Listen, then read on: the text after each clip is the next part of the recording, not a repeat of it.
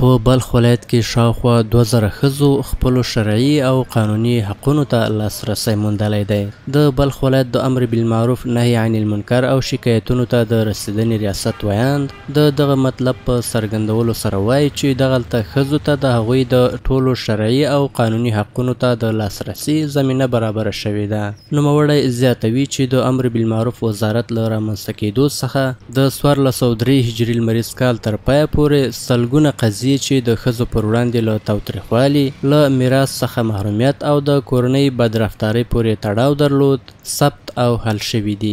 محتسبین در سطح ولایت بلخ در موضوع رسیدگی به حقوق زنان و حل جنجال‌های فامیلی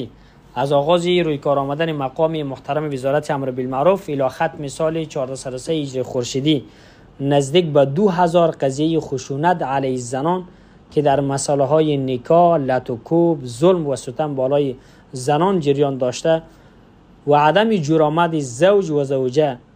و رسیدگی به حقوق زنان در موضوعات عدم پرداخت مهریه و عدم پرداخت نفقه از سوی شوهرهایشان که الحمدلله توسط محتسبین در سطح مرکز و ولسوالیا رسیدگی صورت گرفته.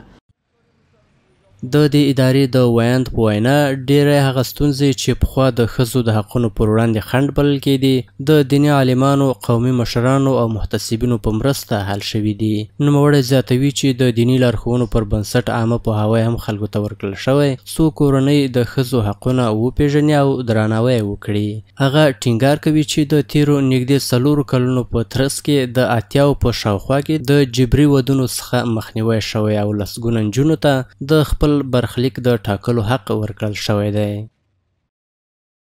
الحمدلله و خوشبختانه محتسبین در سطح مرکز و ولسوالیا در ولایت بلخ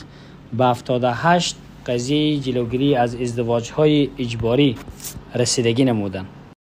بلخ هغه ولایت دی چې پخوا پکې پر ښځو تاوتریخوالی، د کم عمره نجونو جبري ودونه، له میراثه محرومیت او نورې ګڼې ستونزې وې، خو د اسلامي امارت تر حاکمیت وروسته دا ستونزې تر ډېره راکمې شوي دي.